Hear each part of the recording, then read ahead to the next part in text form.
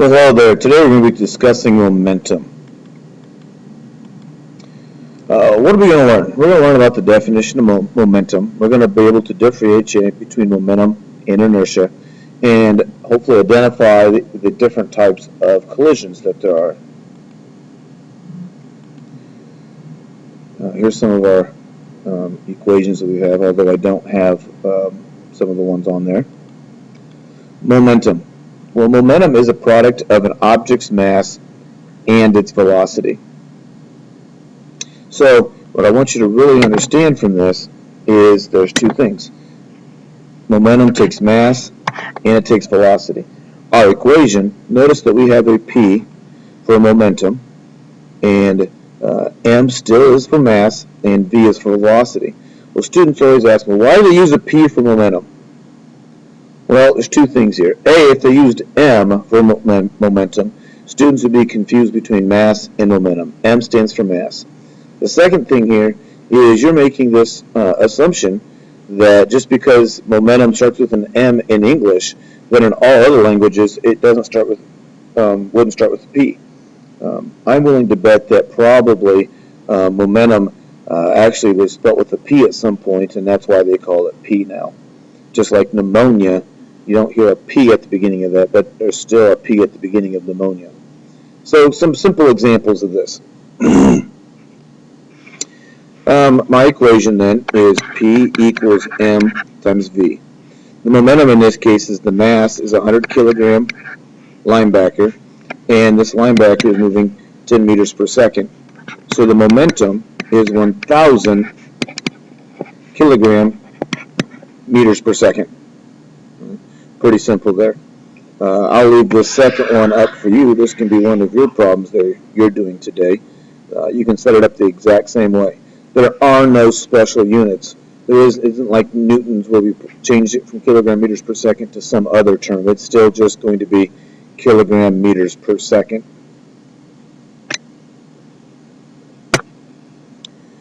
A 900 kilogram crocodile is lunging at its prey. It lunges 3 meters in 2 seconds. Find its momentum. Well, they give me its mass. So as I look at this right away, I know that its mass is 900 kilograms. But they do not give me a velocity. However, they give me a distance and a time. Well, if we go back to our kinematic equations,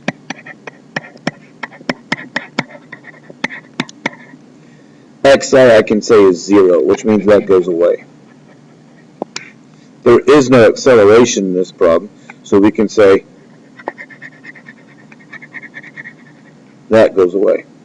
All I'm left with then is the distance, which is 3 meters, the velocity, which is what I want to know, and the time, which is 0.2 seconds. If we divide by 0.2, the velocity ends up being 15 meters per second, or approximately 30 miles per hour, which is about the speed of a crocodile.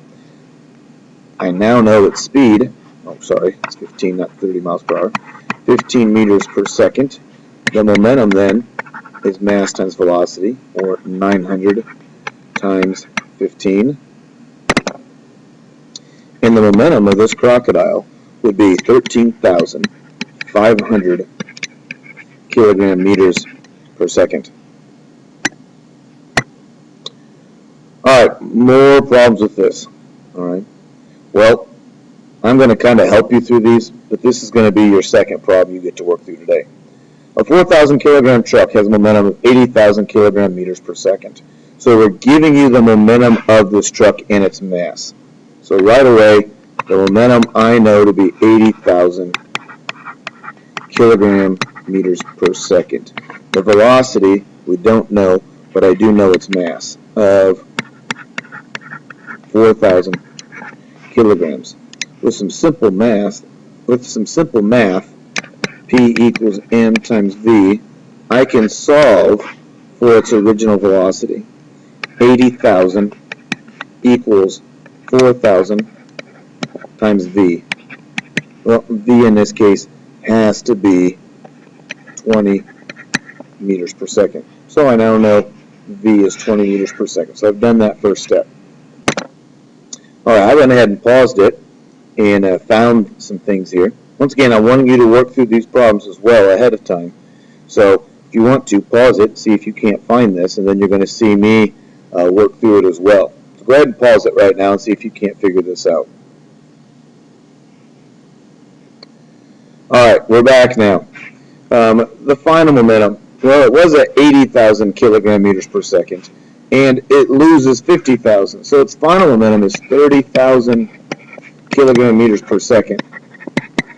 Again, I can find its new velocity by doing the same thing as what we did on the last problem. So far, all I've done is subtracted 50,000 from 80,000. So 30,000 equals 4,000 times v. Its new velocity is 7.5 meters per second. Notice I've got initial velocity and final velocity. This is important because what they're asking me to find is the acceleration. Now that I have its final speed and its initial speed, I can use my kinematic equation and say that Vf equals Vi plus At. 7.5 equals 20 plus A, and the time here is 2 seconds. As we look at this then, our acceleration is negative 6.25 meters per second squared. I know some of you guys are really excited now about this because we've gone back now and started using some of these kinematic equations that we had used earlier. Okay, at this point now we're just going to start using these concepts and using it with things we've already done. Well, I know it says find the force. This problem becomes really easy because we already know that the equation for force is m times a, Newton's second law. The mass is 4,000 kilograms. The acceleration we found from the last problem to be negative 6.25 meters per second squared. When I multiply that, I believe we're going to get 25,000.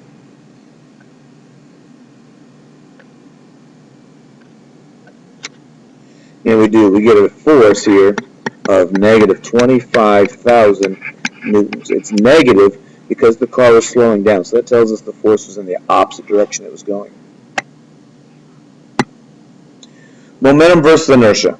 An item has a lot of momentum. Does it have a lot of inertia?